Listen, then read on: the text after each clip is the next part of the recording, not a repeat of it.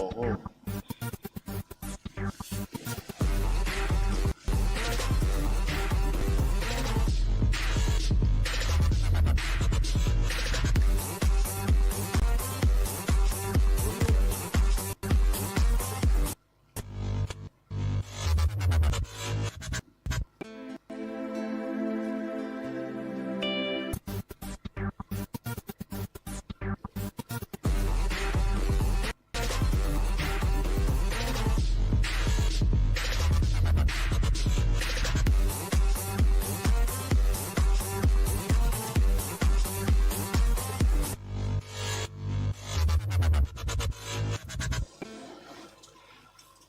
A wonderful evening to our esteemed viewers out there. You're welcome once again to Sports Orbit as we continue our coverage of the 2023 African Cup of Nations. My name is Afa Acho, and today I have two very important sports analysts in the house. First, we welcome Innocent, although Innocent been a long while, but you are making a return after a long time layoff on the sidelines.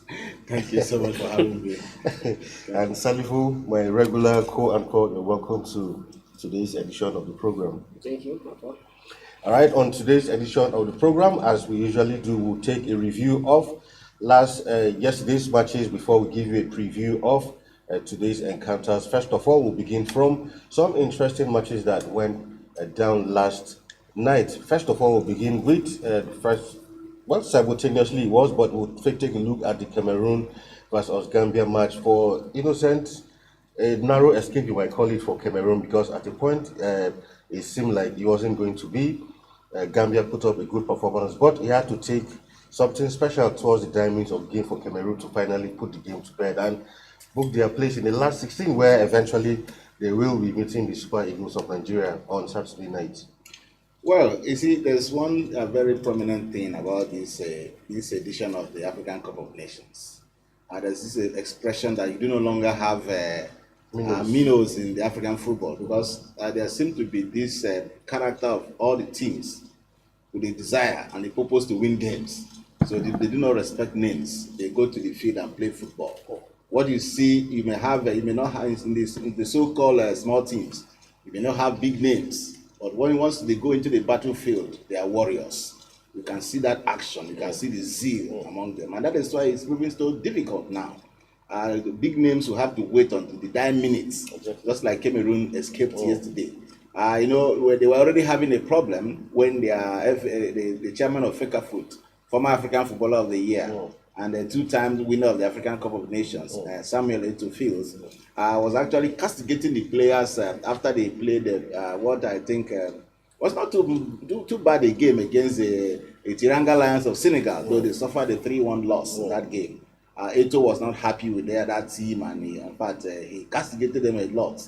And I think that may have actually spurred them to action against their opponents, which they triumphed 3-2. That's good enough for them. At least, like I said before, it's never going to be an easy game in the first place because of the nature of the teams that they came to compete.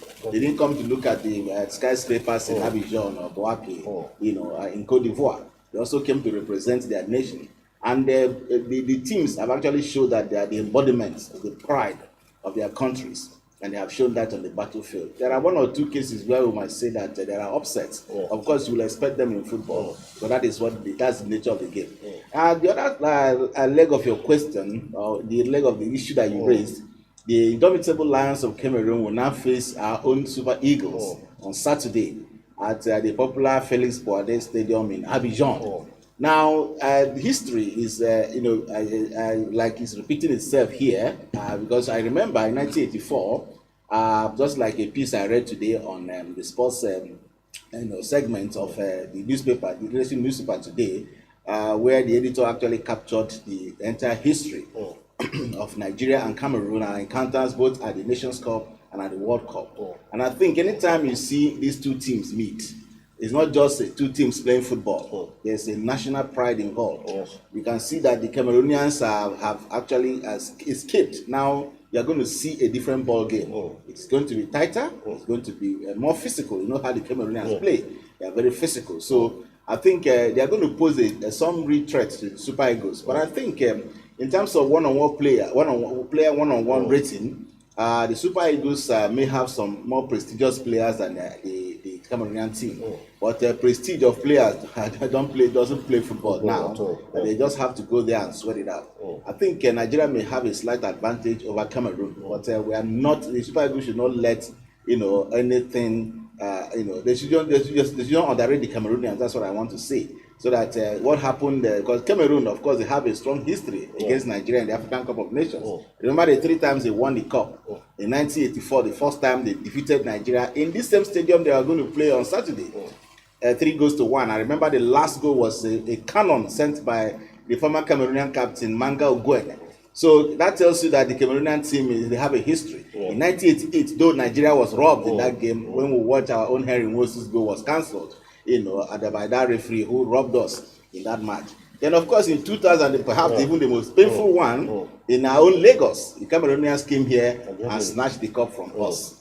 And of course, it was that last kick by Captain Rigobert Song that gave them that victory. And today, Song is now the coach. So is he going to triumph over Nigeria again as a coach? Well, let's see how Saturday goes. Yes. Thankful for the other game. It was Senegal against Guinea. Just like we have previewed here, no surprises. But some people felt maybe the Senegalese might take the foot a bit off the pedal. But Senegal have clearly shown that, look, we are here to defend our title. And 2-0, it was the ender in that one. Finishing the round perfect, 9 points without leaving anything to the rest of the chasing pack in that group.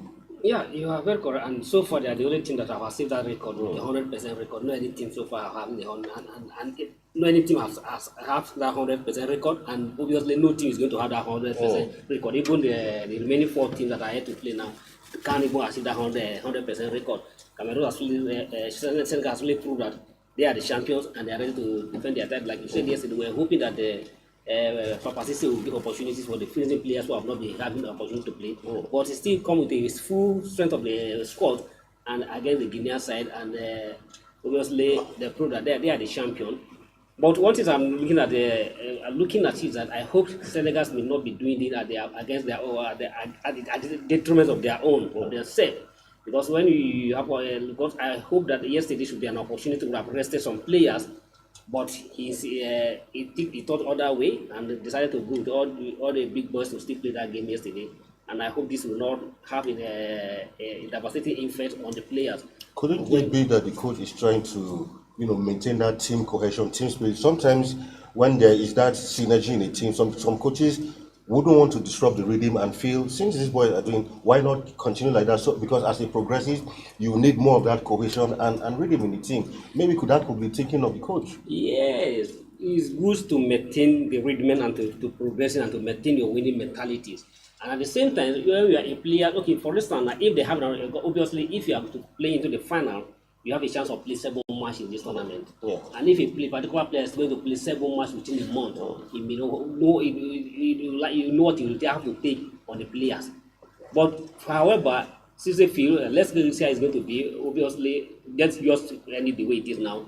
Senegal have shown that they are the champion and they mean to defend their title.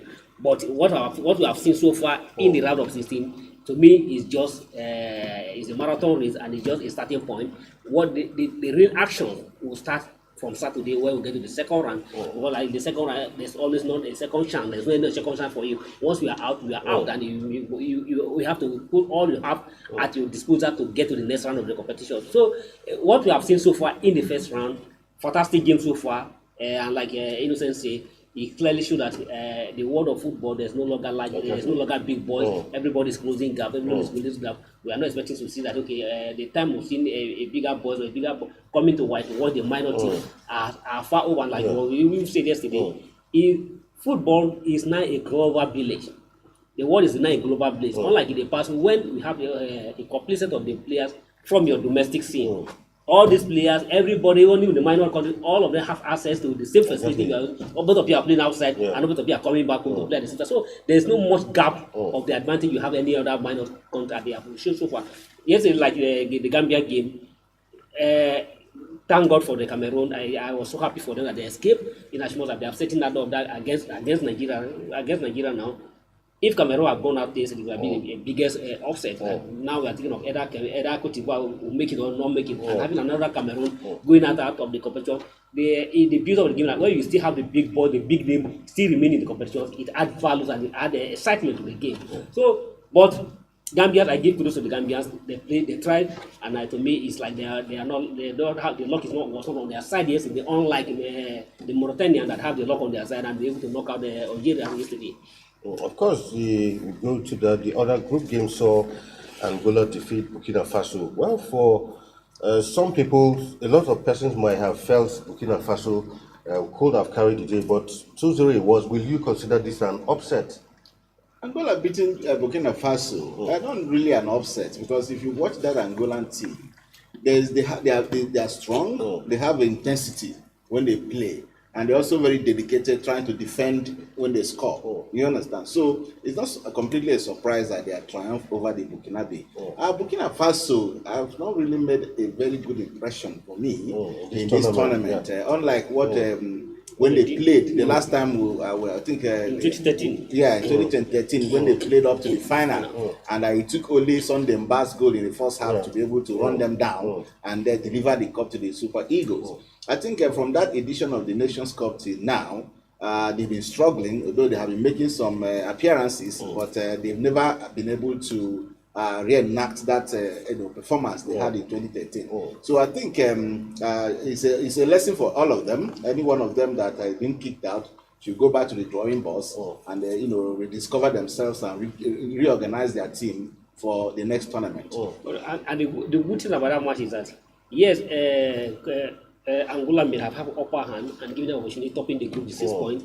But the fact that all of them still qualify for the next round of the competition, that is a bit of it. And like you say, any clash between Angolas and Burkina Faso, whichever way the result goes, it can be considered as an upset. If you're even looking at going into the history, you don't even think that the Burkina Faso don't have any way having a more pedigree, not pedigree compared to Angola. In some extent, Angolas are playing the World Cup. With Burkina Faso are yet to do so. In as much as Burkina Faso are always a regular appearance at the AFCON compared to Angola, but still they are evenly matched. Of course, that takes us to the other game in that same group. Clearly, this was an upset. Mauritania, Algeria. Algeria are out of the competition. Algeria, who parades a former African Footballer of the Year in Riyad Mahrez, who had a fantastic season with Man City last season, and this year you expect a Mahrez to always carry that team, but Algerians, and we had discussed that about the Algerians severally. These are the names you consider big names in football, but whenever they come to the AFCON, sometimes, especially in the last couple of years, they seem to struggle.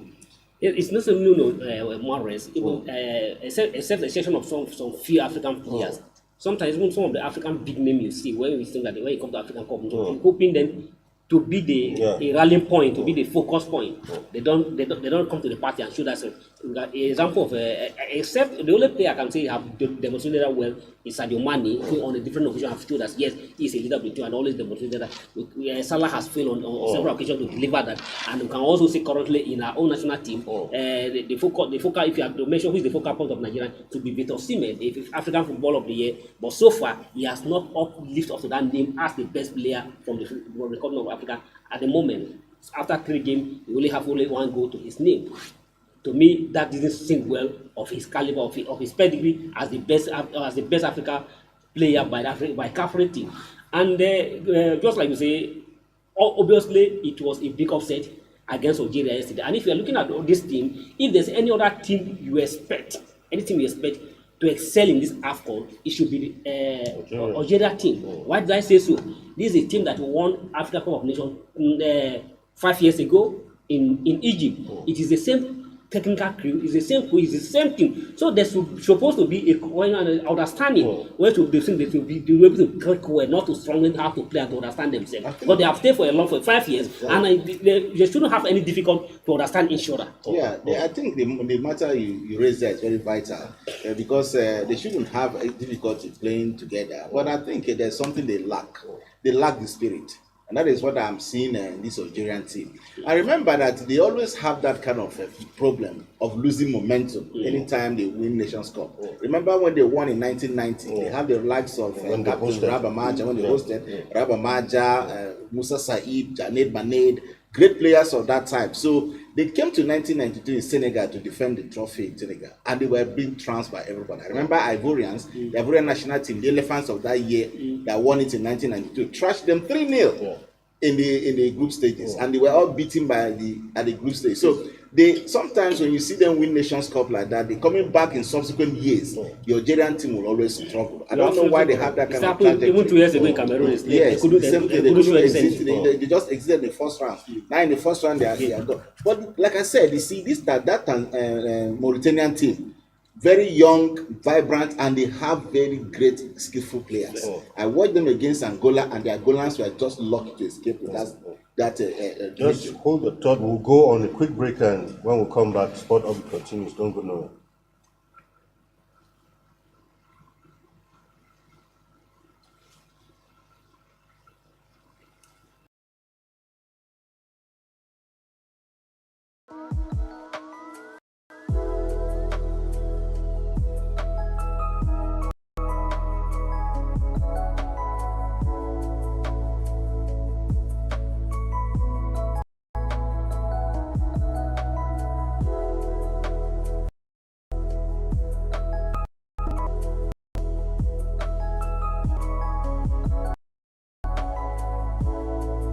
Be part of our brand.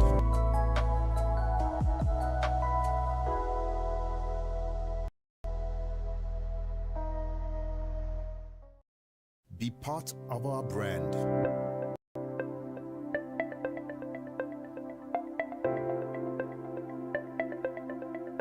Leadership for God and country.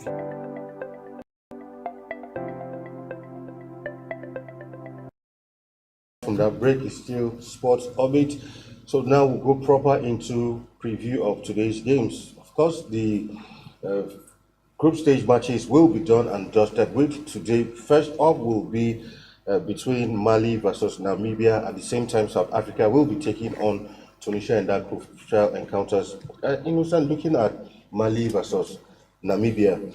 Namibia in that first game pulled up a surprise against, Tunisia. But in the second leg, South Africans who suffered defeat against Mali came back, smoking, and outclassed the Namibians completely. But this time around, Mali against Namibia, what do you see likely happening today? Do you think the Malians will trounce the Namibians, or there will be an upset tonight? I think the Malians will have themselves to blame today if they don't triumph over Namibia, because they already have a victory, against I think South Africa. Yeah. So if they make it another 3 points now, they will go to 6 points. Six And points. definitely that's 7 points rather, because okay, there was a draw they draw exactly against Tunisia. exactly. So that might even make them the top of the league, the table. group, yeah. And so they have nothing to.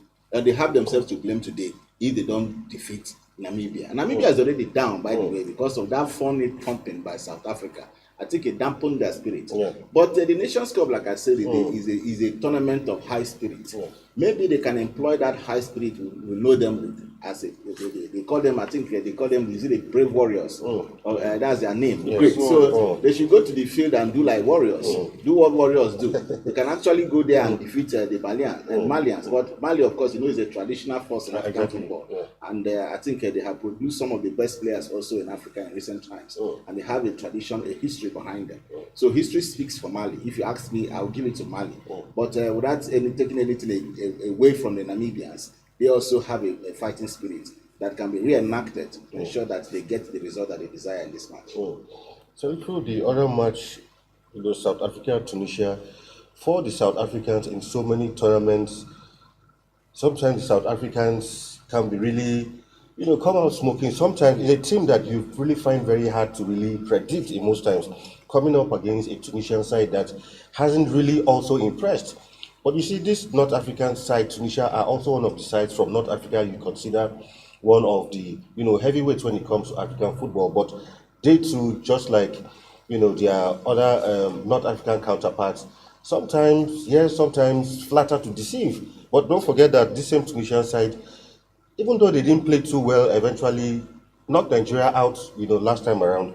Do you think they will have what it takes to see South Africa off tonight?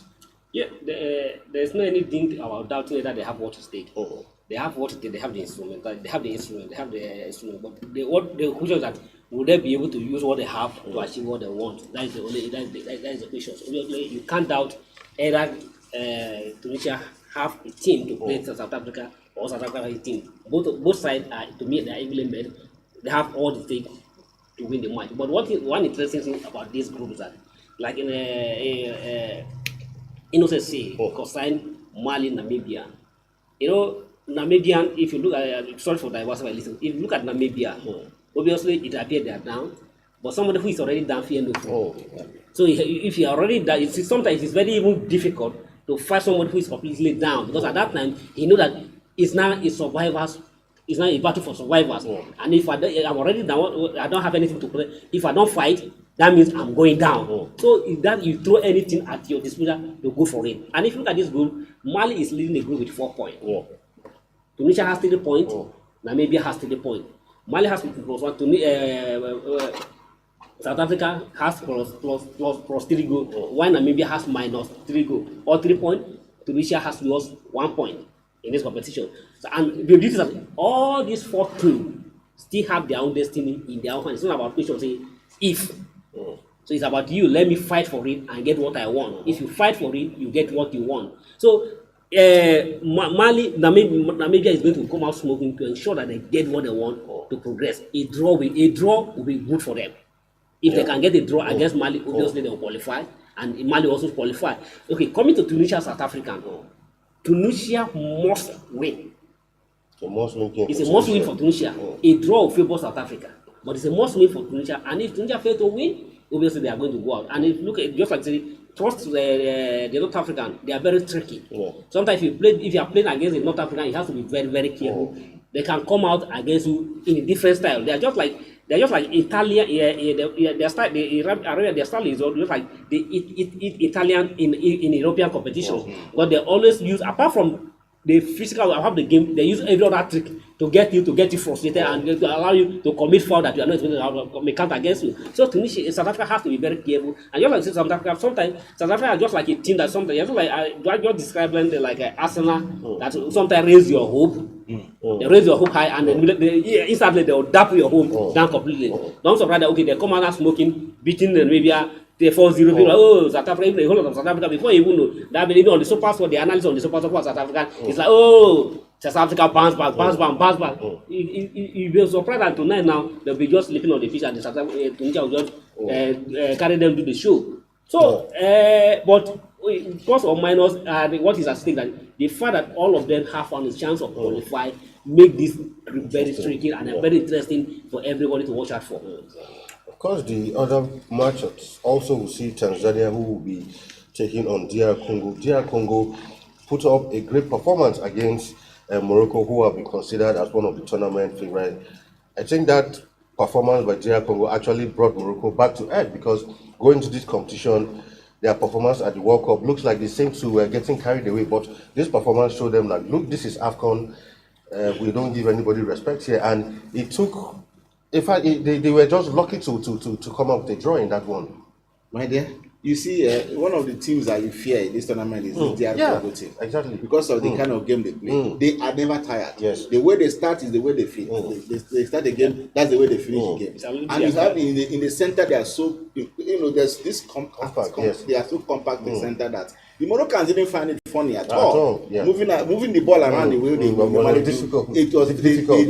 They disrupted that game plan and put real pressure on them. So I am not surprised that if this DR Congo team, I'm even praying that they proceed to the next one, so that because they have a very good brand of football, the kind of football I like, strength, speed, and skill. The DR Congo team has that, and I think today they might just triumph. Especially coming up against the Tanzanian side, who have yet to win an AFCON match. Of course, even in the last AFCON, they nothing. So I think the DR Congo will carry the day with the way they play the game. They can beat the Tanzanians and pick the maximum points today. course, at the same time, it will be Morocco versus Zambia. Central Morocco, Zambia. I'm sure Morocco will be more careful this time because of that scare from DR Congo. But Zambia also not a pushover side, whichever way you want to look at it. Always a constant, always a difficult team to play also.